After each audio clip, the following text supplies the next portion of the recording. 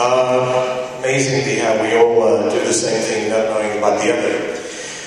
The rationale for using any program, school-based programs, relates to the fact that youth, as we know, an enormous amount of distress after exposure to traumatic conditions, between 5 and 75%, different studies.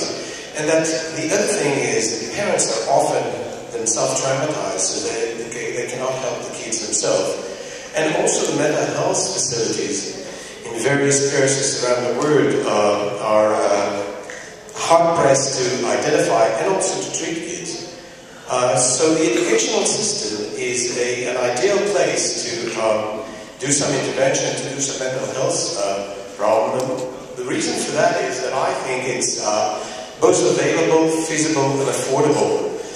Just an example, in Sri Lanka, about 2 years ago, we trained 40 mental health professionals who then took on, each one of them, 20 teachers. Each one took a class of about 25 kids, and with one training that was extensive though, we were able to reach 20,000 kids in Sri Lanka. The funding was about $1 per kid, so if you really have a cascade model, it can be very effective. This is the latest in Japan, and I will just describe to you what is a race trace. Basically, it's universal school-based teacher-delivered intervention.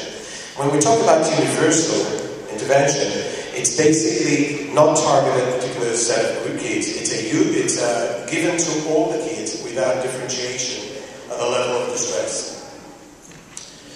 This model is based on behavior therapy, CBT, dialectic behavior therapy, and the strongest emphasis, which is a bit different from the other modalities, is the body-oriented therapies. We believe that is a very important modality that has been disregarded in many approaches. Yes, body is used, relaxation is used, but there is a lot more that can be done. Won't be able to specify, but this is another thing that is different from other programs is that it's a skill-oriented program that focuses on the present and the future, as opposed to memory-based processing, past-oriented theory. Very often in CBT and therapy for kids, the emphasis is on processing traumatic experience. Also in the previous speaker, they do some processing of memory. I believe this is a certain situation, particularly with complex PTSD and with ongoing chronic trauma, probably, in my view, counterproductive. We focus on generic resiliency strategies. That is, we work on not only directly on coping with stress, but rather, self-esteem, stuff of that nature, like was presented before. The approach is ecological. We involve the teacher, and particularly the parents. The way we approach the parents is by using the exercises and the material that are given to the kids to work at home, and we have different approaches to do that. It's I think was presented, holistic, works on the soma and the affect, cognitive, and also spiritual. We include that. It was done after war, terror, natural disaster. We work on a one-time major-based disasters like the tsunami, but also on a continuing, ongoing, like the situation in the road. This work has been implemented in 12 countries. The last one is New Zealand, Christchurch, which I'm going in a week from now. And this is the work in Haiti. Now, what are the goals that we set for the program? Basically, we want to have a rational framework for the students so they can normalize their experiences. Then we work on strengthening their natural resources and coping skills. We give them specific stress-related coping skills, and then we develop also resiliency strategies, general. Then we work strongly on the social factor, because social support is a very strong buffer against developing distress. We work with the teacher themselves, so some of the work is done simultaneously with kids and teachers. And then we also, help teachers to identify specific kids that may need more than just this program, universal, more targeted program. Okay. The structure of the session is very similar in each session. We start with a checkup of homework. If we don't check homework, nobody does that, so we start with that, and then there is a warm-up, an experiential exercise. And very important is the learned skills. In each session, we give them at least 2 learned skills which they practice during the session. And then we close up and we do a homework assignment. Sorry, I'm going backward. The work was done in China after the Sichuan earthquake. This is some of the content that we use. So as you see in the beginning, we use sort of psychoeducational material. Then we move into working on 2 sessions in terms of strengthening personal coping resources. 2 sessions, 4 and 5, we develop just body-oriented techniques. We work on feeling, like my previous speaker talked about, connecting mind and body. 7 and 8 is more CBT type of skills. And we work specifically. 6 minutes. 6, good, I have time. 9, 10, and 11 is taking each type of set of feeling, like fears, rage and anger, and grief and loss, and we work individually on that. From there we work on self-esteem, and 13 and 14 is essentially social-related skills. Then we also work in hope and opening or reframing the future. So this is 15 and 16. Now we have 2 formats. We have a 12-session format. Each session takes 90 minutes, and it's a weekly basis usually, with homework in between and involvement of the parents. And we have the long run, it's a 16 session. I present all the 16 sessions here. It's a work in Bantul earthquake in Java, Indonesia.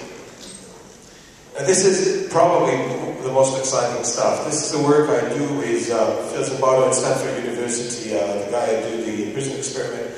And the reason we began to do this work is that we find out, particularly in Israel and other places, that both adults and kids that are exposed to terror and war and experience a threat not only develop post-traumatic stress disorder, but also seem to become politically more extreme, exclude others, and start to stereotype more than others. And we are not talking just about, Arab or Palestinians. We are also talking about Ethiopian foreign workers. They develop non-democratic values.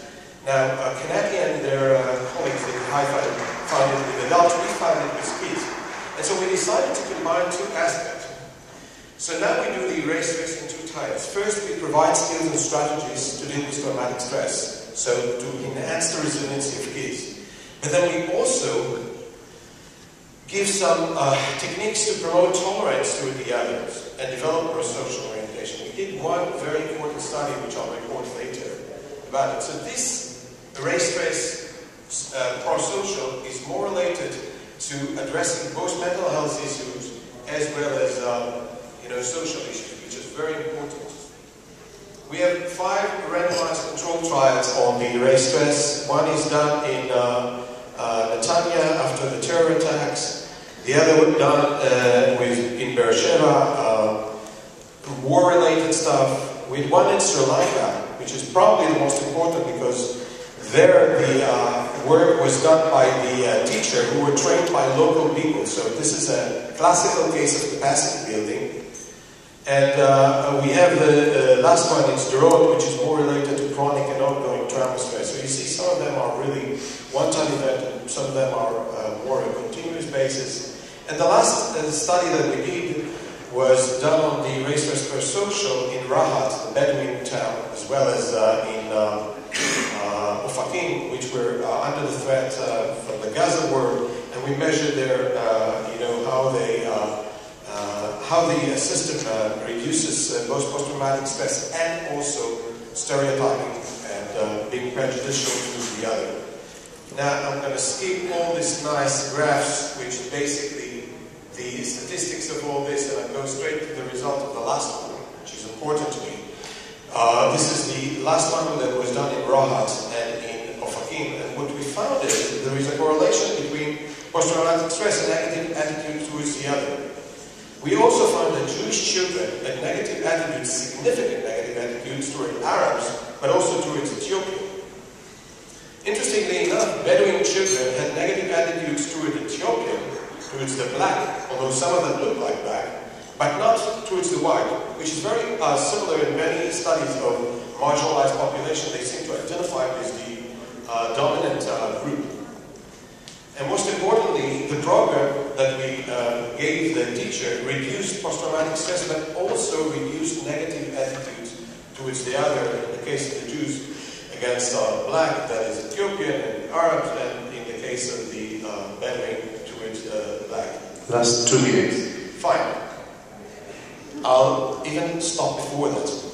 So what is the take-home messages that I have for you today? That schools are an essential part of the community resilience after disaster. There's no doubt. I think all of us on this panel share that. Your Express program is effective in ameliorating students' post-traumatic distress and improving their level of functioning. This is really an important message, but I'll talk this afternoon even more. I think that we have to start to think about skill-oriented and not only memory-oriented, and we find that that works also for full-blown PTSD. That is, you know, the sort of notion of doing exposure therapy is very popular. The question is it effective to do it with very traumatized kids and with an ongoing traumatic experiences? My take would be that we have to be very careful about that the skill-based, non-processing trauma will be more preferable. Universal school-based, teacher-delivered program should be the first level of community mental health, I believe, and they should follow them by targeted intervention for kids who are not improved enough. The reason for that is because it's available, it's feasible, and it's also affordable.